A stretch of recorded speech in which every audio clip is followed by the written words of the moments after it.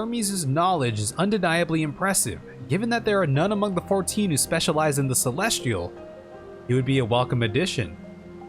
Okay, so they're kind of saying that, yeah, he's saying this is directly related to this Dynamis is directly related to Celestial.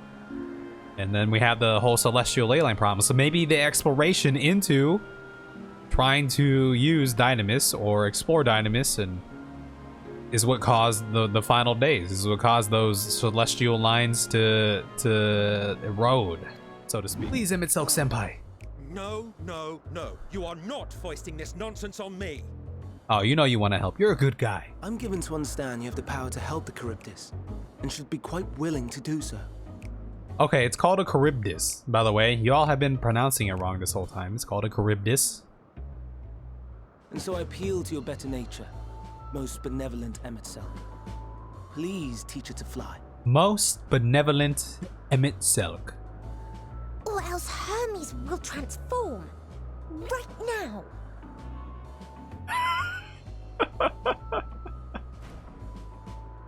So uncouth. Now, there's no need to go quite that far. Altruism is its own reward, as I'm sure he would agree. Okay, alright, let's see it. Oh, would he now? And who contrived to put me in this position, pray tell? Only your bestest friend in the world. Please, Emmett Silk. Please. Wear him down.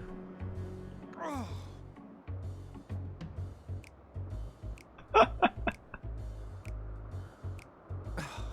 did not come all this way to play nursemaid to your creations. I'd thank you to remember this favor and let it be the last. There you go. He's gonna do it. What a guy. The most benevolent Emmett Silk. This glorious Emmett Silk. Altruistic Emmett Silk. Oh, look at that. That's cool. I want one of those. Where do I get one of those? I laid it once it has taken to the air. It falls to you to shepherd it skyward. Oh, so glorious, so magnificent. You were wondering why Emmett Silk joined the convocation. Oh, we're about to get the deets here Truth be too. told, he wasn't the first choice for the office. I was, on the strength of my ability to see Aether. Uh-huh. But I declined the offer. For though my vision is exceptional, I am pedestrian in all other aspects. Worse even. Wow. Quite abysmal when it comes to manipulating Aether, for example. Couldn't transform even if I had a mind to do so.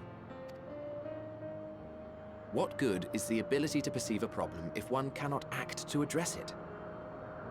Yeah. So I mean, Emmett Silk here is like one of the, of the complicated creme de la creme, right?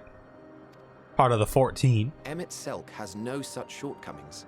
He excels in vision and manipulation both, the latter to an extraordinary degree. If there is a mage more powerful, I do not know of them.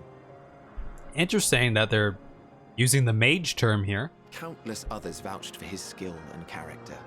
People the world over, to whom he had previously lent a helping hand. What a guy. What a guy, huh? Yet he may well have gone unappreciated were it not for a mutual friend. Asm?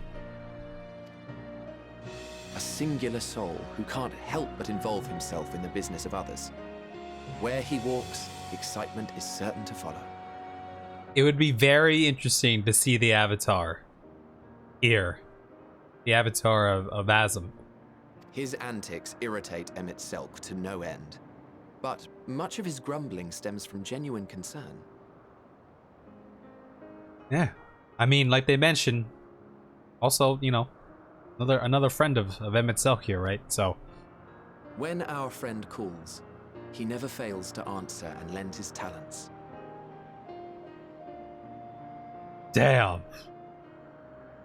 It gets like it's the game has hinted to us and you know told us through various texts and explanations blah blah blah about you know that relationship between Emmett Silk and Asm here, but to hear it technically in the presence, I mean it just kind of, yeah, it solidifies it. It's very sweet and it solidifies it, like, yeah, this was a real thing. It's not just stories, not just what people are saying. It's here in the present. This is real. And in the course of doing so, he himself came to be recognized and respected by those around him. They are truly remarkable individuals, and I'm proud to call them friends. The three amigos. The three best friends. To help them realize their dreams. This will be my greatest contribution to our world. Well, not only are you helping them now, but you also helped us in the future too. Even when you weren't, you know, I guess fully yourself, just a shade of yourself, you still helped.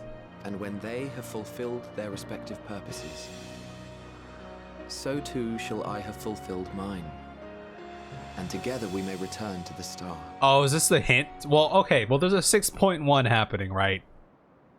So after we saved the world, for a second, I was like, are we gonna return to the star with Hythlodaeus? But there's a 6.1, right? That's not happening, right? Unless 6.1 is something super different and crazy, but... Look at me, spilling my innermost secrets. I can't seem to help it with you. I can only assume it is due to the color of your soul. I just don't understand how you can be so alike and yet so different. Yeah, it's like as if I was Azim. Right? Right, my friend? Well done, my pet. Well done. Oh, we made some progress. We got it. It's flying. Oh, look at that. Ah, yes. I dare say the Charybdis will be fine here on. Okay, Charybdis. Not a Charybdis, a Charybdis. Okay. You've heard the news that Ichion slaughtered Occupites. As the observer in charge, you are of the opinion that they are not fit to be released. Even when we used Kairos to begin with a fresh slate, their behavior was unchanged. Kairos? Yeah, what is this Kairos? A memory reconfiguration system. The chief himself created it. Oh, it allows us to erase our altered memories, that we may observe creations in different environmental conditions without needing to remake them from scratch. Man, this guy he's pursuing a lot of interesting things. He's got a lot of interesting tech that these guys aren't even really aware of. I wouldn't be surprised if something happened here that was the cause of the final days. Right? Do not misunderstand. To manipulate a subject's memories is an intrusive act I deeply abhor. But it is still preferable to execution. If a creation is deemed a detrimental existence, we unmake it. It's all for the greater good, and none question the necessity of such routine processes. Yeah, but this guy clearly, Hermes, has, you know, emotional attachment to these creations here. I understand these things, I do. I would never think to unleash a clear and undeniable threat unto the world. And then the final days happened. Spitballing here. Yet insignificant though their individual lives may be next to all creation, it is all the Lycaons have. Oh, Ichions. Are they Lycaons or Ichions? Before we seal their fates, we owe it to these beings to exhaust all options, to ensure that nothing has been overlooked. I'm curious if they had any gods in this world? Because thinking about it, all the gods in our, well, there's primals, I should say. But I mean, Zodiac kind of feels like a god. Hylian kind of feels like a god. But those are I mean, those came from these guys after the final days. But I guess the other gods are like the Memphinas in that of the world. Did they have something like that back in this day? Oh, she's sad. She's sad. Is she sad because Hermes is sad? What did they say there? She was clearly looking sad there. Maybe feeling what Hermes is feeling. Elpis flowers, they're here too. Hermes likes and dislikes them at the same time. Like me, they're entelecchies. Like me, they feel his pain and turn dark. That's only for Hermes though. For others, they're always white and bright. Oh shit. Interesting. Okay, alright. Like they said earlier, said they're almost always pure white, but truly, the flower was dark in your home, yeah. Then do you have it too? A dark emotion? Yeah. I've known the pain and sorrow of loss. Hermes has known the same, the feeling that a part of you is gone. Again and again, but no one notices. Please, Kev, won't you lend it to me, your pain and sorrow? I want you to make the flower dark in front of Hermes. He has been in a dark place since before he created me. He needs to know that he isn't there alone, that others are sad too. Oh, you were waiting for me. Yeah. We've come to a decision. Execution. Okay, but we got a thing for you first. Wait! I want to show you something first. Yeah. We feels the same, bro. I feels it too. Okay, no need to pluck. Ooh. Ooh, look at that hue. You're not the only one, Hermes. Others feel sad too. You're not alone. You're not alone. I see Mission has shared much with you.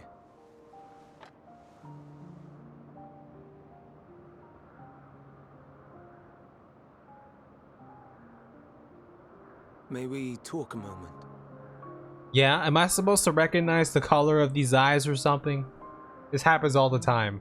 He's hot. I do not think it wrong that we live for the star, that we strive to make it a better place. Yeah. And yet, in carrying out my duties here, there are times when I am plagued by doubt. This is the same, I said it last time, but this is the same voice actor as Fan Daniel, right? The way they speak sounds the same, like the tone and the way they pronounce words. Do you recall what Hythlodaeus said when we first spoke of my nomination? Death is the privilege of those who have fulfilled their purpose, a choice they embrace of their own free will. And when they depart, it is always beautiful. Damn, that's deep. We're getting deep here. Perhaps it is, but only for man. Yeah, these creations. Creations that he deems useless are discarded with nary a second thought. Some scarcely born into the world, afforded a handful of breaths before life and potential are abruptly extinguished. These things are so cute. We make an effort to spare them the pain.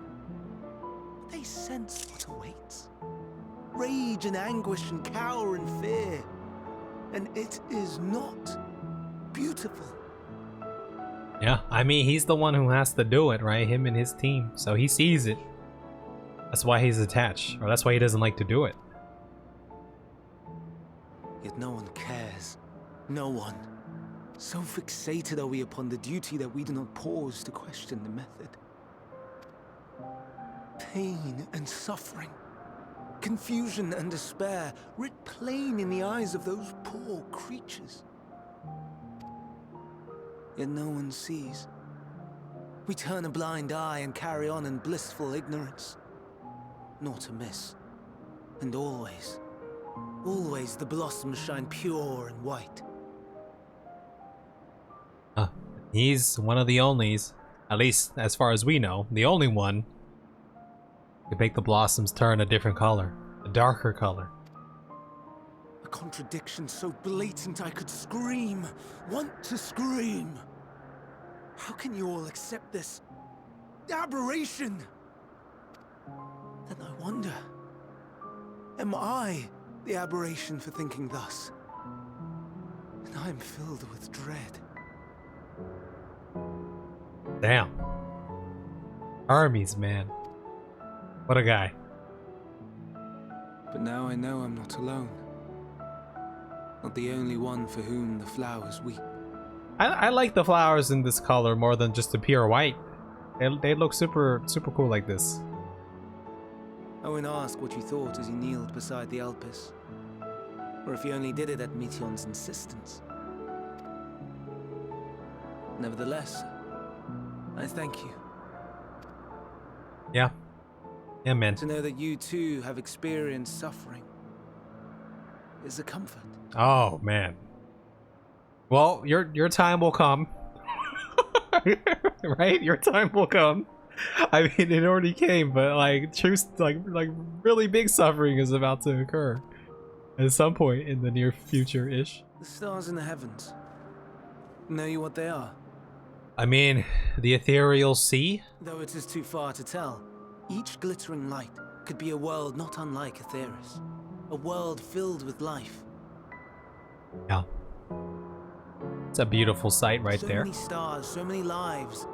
For us, there may be no higher purpose than to live for our world. But what of the other living beings out there? Even in this world, got someone who's thinking of space and other life and other worlds that could be out there. What is it that gives their lives meaning? That drives them day after day after day? I guess this is, you know, befitting thoughts for one whose life, or at least work, delves in creation. Like, what is the meaning of creation? Like, you know. To pose that question to our undiscovered cousins, I created beings of dynamis, who can traverse the vast emptiness between the stars. Meteon and her sisters. Oh yeah. Yeah, he did mention that's why he created Meteon, right? To explore that. But how do they do that though? I might be thinking of it more as like they're physically going out there, but is it just more empathically? She has a great many of them, and they have already departed on their journey, traveling to one star and then the next in search of life. Dang. Makes your brain melt? As one might expect, exploration on such a grand scale is rife with difficulties, and thus far I've naught to show for it. Well, while we're doing subs and airships, he's sending people out to space, right? Or out into the ethereal sea, or whatever you want to call it. But I have faith that we will make some manner of discovery ere long. And is that manner of discovery what leads to the final days? Come, Meteon, let us head back. All right. All right. All right.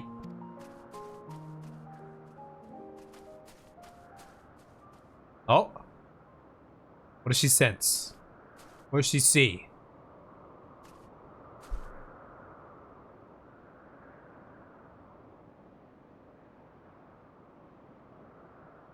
Okay, well, she didn't look devastated or sad or anything.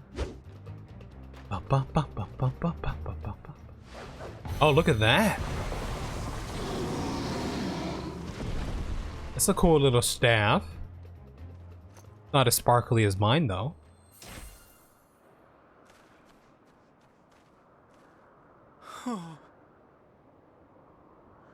Forgive me. Please, forgive me. Oh. May Damn. you and your kin find peace. Wherever your souls may drift in the underworld, may you find tranquil seas. This is one of my favorite characters in this little arc here. They're all great. Be But not Hermes, forgotten. Hermes is someone I could chill with in real life. If that be your want, we are worthy. But leave your suffering behind. I hope that doesn't. Lay down your burdens, be born anew. Fly high. Fly free. I hope that doesn't come to bite them. I mean,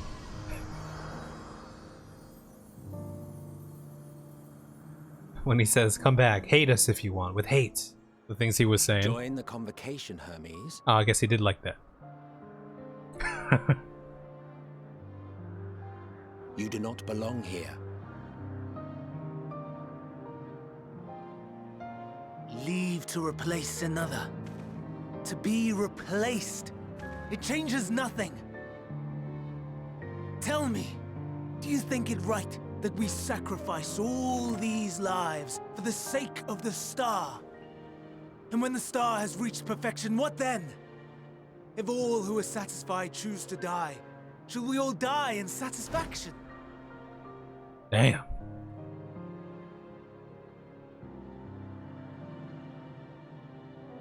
I do not know. Were I to take up the seat of Fandaniel, it would be tantamount to approving my predecessor's death. I do not know if it is right. and to be torn by such thoughts. I do not know if I am fit to represent mankind. Maybe that's what they need. Hermes! Please don't be angry. It hurts so. Oh, yeah, she feels it, huh? Forgive me. If you would still consider me in spite of everything, I beg some time to gather my thoughts. Okay, my thoughts on this are like interesting character because he's kind of thinking outside the box compared to everyone else around here, but I'm just curious if these feelings are somehow, and him feeling that way and him being, you know, so outside the box is something that, you know, starts the final days, like begins that, you know, puts that in motion in some way. Rationally speaking, I understand Hermes' argument. No matter how well deserved the rest, there is a pang of sadness when a colleague leaves us. It never has the departure caused me such grief as Hermes appears to feel. What must it be like to experience such torment? Well, my friend, we're going to experience... I just hate that, like for everything that's happening right now, it just all, aside from all the things we're learning, it just all feels, it kind of just feels for naught because we all know what's happening. We all know what's going to be coming. This whole arc is or has currently given me like really mixed emotions, as we were just talking about, because we're learning so much here and we're getting to know a lot of these characters that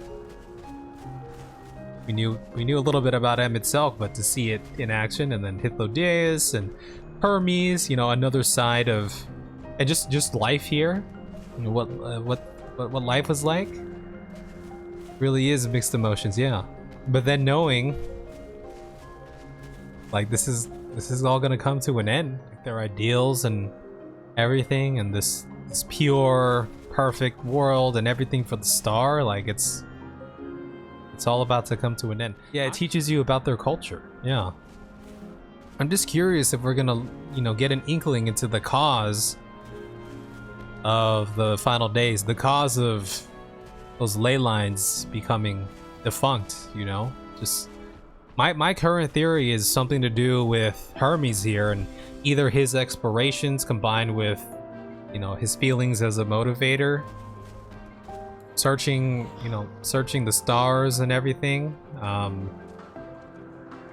Dynamis, I mean, it definitely has to do with Dynamis, right? That emotion, because they're starting to learn about it here, and everything that's happening with the final days, and we saw it in the flashbacks, how people were turning. It's a really juicy and thought-provoking arc. Yeah, I mean, I don't know if it's gonna directly play a part into it, but this place gives me Charlene vibes, right? This is the accumulation of knowledge, I guess, in the sense of this world here, the accumulation of creation and the testing of it, etc.